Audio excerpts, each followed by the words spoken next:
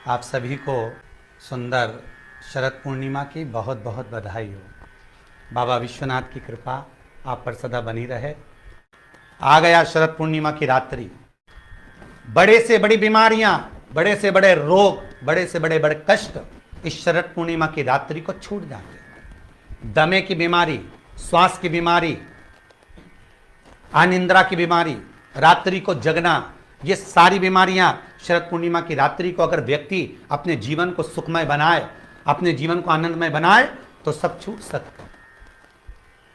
शरद पूर्णिमा की रात्रि को पीपल के पत्ते 5 लेकर उसके ऊपर खीर डालकर रात्रि को खा लेने से महाराज दमे की बीमारी, श्वास की बीमारी रुक जाती है।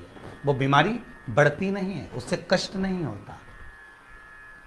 जिन बच्चों के नेत्र कमजोर होते हैं, रोशनी कमजोर होती है, शरद पूर्णिमा के दिन रात्रि को 12 बजे भगवान चंद्रदेव का दर्शन कराइए। 5 से 7 मिनट तक नयन मिलाएं चंद्रदेव के साथ और बाद में एक पीपल के पत्ते पर खीर जो चंद्र के नीचे रखी हुई है उसी खीर को चटा दीजिए। फिर चंद्र का दर्शन कराओ, फिर खीर को चटा दीजिए। महाराज नयन की ज्योति बढ़ती है, नींद नहीं आती तो निंद्रा देवी प्रवेश करती है, निंद्रा अच्छी आती है, आनंदित होता है। महाराज जिस व्यक्ति के शरीर में गांठ पड़ जाती हो, शरीर काला पड़ जाता हो, चट्टे पड़ जाते हो या दांत खाज खुजली हो जाता हो, उसके लिए भी शरद पूर्णिमा की रात्रि को 12 बजे महाराज भगवान चंद्रदेव के लिए 21 दिए जलाए जाते हैं। उस 21 दिए की कालोच एक थाली में इकट्ठी करी जाती है।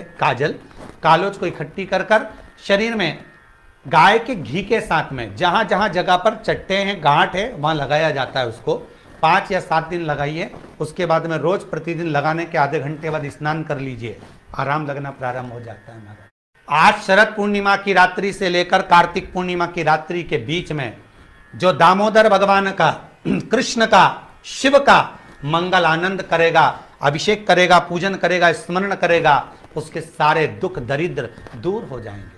रात्रि को आप बड़े प्रेम से खीर बनाओ, चंद्रदेव की साक्षी में रखो, भोग लगाओ भगवान श्री हरि को। बन सके अगर लक्ष्मी की कमी है, लक्ष्मी नहीं आ रही है, व्यापार नहीं चल रहा है, तकलीफ बहुत ज्यादा है, घर में कष्ट है, कर्जा ज्यादा है, तो एक तांबे के कलश के ऊपर, तांबे के कलश में पानी भरना, कटोरी रखना, उस पर लक्ष्मी जी की मूर्ति रखना। लक्ष्मी जी की मूर्ति नहीं हो तो चांदी का सिक्का रखना। उसके सम्मुख में आप 31 दीपक 31 दीपक घी के लंबी बाती के जला देना। महाराज एक एक कमल गट्टा उस 31 दिए के अंदर डाल देना और लक्ष्मी जी का पूजन करना, लक्ष्मी जी का स्मरण करना, खीर का भोग लगाना, पान के पत्ते पर खीर रखना, 5 पत्ते पर खीर का भोग लगाना और माता लक्ष्मी से विनती करना।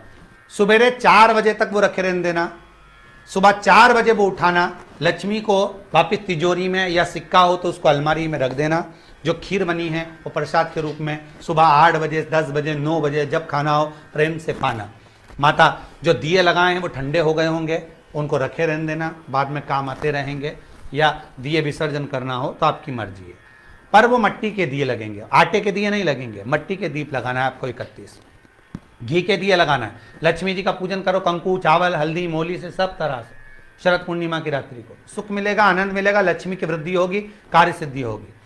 दूसरा क्रम, अगर कार्तिक पूर्णिमा हो, शरद पूर्णिमा हो, ये दोनों पूर्णिमा पर शरद पूर्णिमा के दिन आप शाम को प्रदोष काल के समय 4:30 बजे से 6 बजे के बीच में 1 लोटा पानी, उसमें 5 बेलपत्र रखकर, 1 कमलगट्टा डालकर भगवान चंद्रेश्वर महादेव के नाम से भगवान शंकर को चढ़ा दीजिए। आपकी जो कामना हो वो कामना कर कर चढ़ाएं, विनती करें चंद्रेश्वर महादेव को और निवेदन करें कि हमारा ये कार्य सफल हो।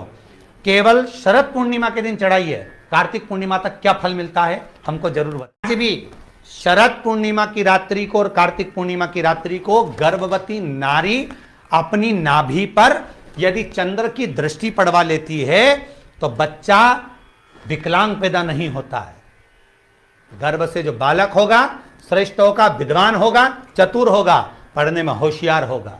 क्योंकि ये चंद्र की किरणें जब समुद्र में उछाल ला सकती हैं तो आपके जीवन में भी तरक्की ला सकती है, उछाल ला सकती है। क्यों करा जाता है पूर्णिमा का व्रत?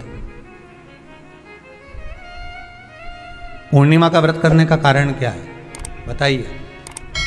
आप इतने सालों से कर रही हो, कई माताएं कर रही होंगी पूर्णिमा का व्रत। एक समय फलाहार करती हैं, एक समय भोजन करती हैं। भोजन में खीर का होना जरूरी होता है पूर्णिमा के व्रत में, दूध की सामग्री होना जरूरी होती है पूर्णिमा के व्रत में। 12 महीने की पूर्णिमा करो मना नहीं है, और पूर्णिमा उठाने का भी समय होता है। चैत्र के महीने की जो पूर्णिमा होती है, चैत्री पूर्णिमा पहली पूर्णिमा मानी जाती है, इसलिए चैत्री पूर्णिमा को सिद्ध पूर्णिमा कहते हैं, कार्य सिद्धात्री पूर्णिमा कहते हैं, सिद्ध करने वाले। मनोरथी पूर्णिमा कहते हैं, मनोरथी पूर्णिमा। इसलिए पूर्णिमा का व्रत कहां से उठाया जाता है? चैत्र के महीने की पूर्णिमा से पूर्णिमा का व्रत उठाया जाता है कि मैं महीने की पूर्णिमा करूंगी तो वो चैत्र पूर्णिमा से उसको उठा लिया जाता है। पर उसका एक नियम रहता है, आप फलाहार करें अपनी जगह पर है, पर एक समय भोजन कर रहे हैं वो अपनी जगह पर, भोजन के साथ में मीठे के साथ थोड़ा दूध की सामग्री होना जरूरी होती है। और क्यों करते हैं पूर्णिमा का व्रत? किस लिए किया जाता है, क्यों करा जाता है?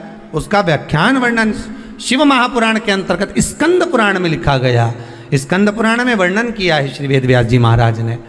कहा ये पूर्णिमा का व्रत इसलिए किया जाता है कि व्यक्ति का जब मन गलत भ्रम में जाने लगता है, मन जब गलत जगह पर जाने लगता है, तो ये मन को गलत जगह पर ले जाने वाला कौन होता है? तो कहा ये चंद्र होता है। व्यक्ति की राशि के अंतर्गत, व्यक्ति की पत्रिका के अंतर्गत, व्यक्ति की ग्रह दशा के अंतर्गत जब चंद्र बेकार चलता है तो व्यक्ति अच्छा करते करते भी बेकार करने लग जाता है। चंद्र डोल रहा है।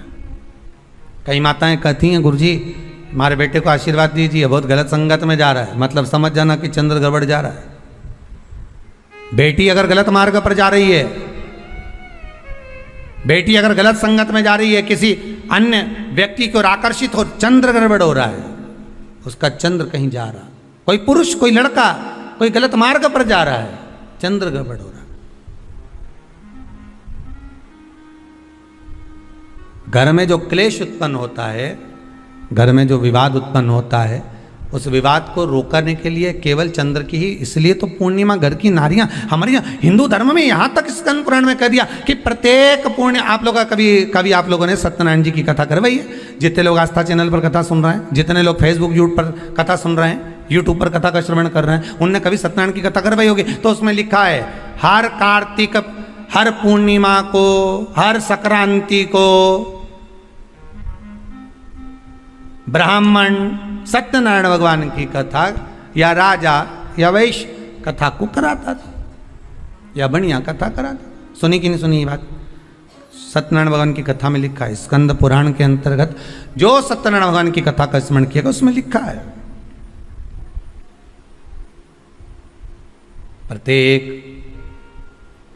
संक्रांति पूर्णिमा को सत्यनारायण की कथा करवाने लगा और ये योनि को प्राप्त हुआ, इस योनि से छूटा, इस योनि में गया।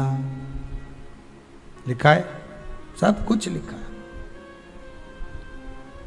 अब उत्ते से समझ जाओ कि पूर्णिमा को सत्यनारायण की कथा करने का बोला है। तो पूर्णिमा को सत्यनारायण की कथा का क्यों बोला? वैसे तो रोज कराओ सत्यनारायण जी की कथा, प्रतिदिन कराओ, मना नहीं है। आप क्या कोई विशेष फंक्शन है आप सत्यनारायण जी की कथा करवा, पर पूर्णिमा संक्रांति को और संक्रांति को पूर्णिमा को सत्यनारायण की कथा का स्मरण क्यों करवाया गया? क्योंकि पूर्णिमा के दिन अगर ये भगवान का व्रत रख लेगी, पूर्णिमा के दिन अगर ये खीर का प्रसाद बना लेगी, थोड़ा सा दूध की कोई सामग्री बना लेगी और भगवान को भोग लगा देगी, भले सत्यनारायण भगवान के भाव से बनाए, भले सत्यनारायण जी के निमित्तार्थ बना, पर अगर इसने सत्यनारायण भगवान के निमित्त से बना, पर पूर्णिमा के दिन अगर ये व्रत रखेगी, उपास रखेगी या कोई सामग्री बनाकर भगवान की पूजन कर लेगी, तो इसके घर में जो अशांति है वो शांति में बदल जाएगी। इसलिए कई घरों में आज भी सत्यनारायण भगवान की पूजन हर पूर्णिमा को करती है माता, किताब लेके बैठ जाती है, तुरंत तुरंत उन्हें ऑफिस जाना, कहीं काम पे जाना, और तुरंत तुरंत उसने तुरंत जल्दी जल्दी कलश रखा, कलश नहीं भी रखे तो भगवान की पूजन कर कुरा के ब्राह्मण देवता को बुला लेगी, ब्राह्मण नहीं आएंगे तो खुद कर लेगी, पर करती जरूर है। इतना सा आटा सेक लेगी, पंजेरी बनाई, सीरा बनाई, मिठाई रख दो, कुछ भी करेगी पर सत्यनारायण की कथा कर ले, उसका मन लग गया उसमें। मतलब पूर्णिमा को करना है, उसको करने से क्या होता है, शांति रहती।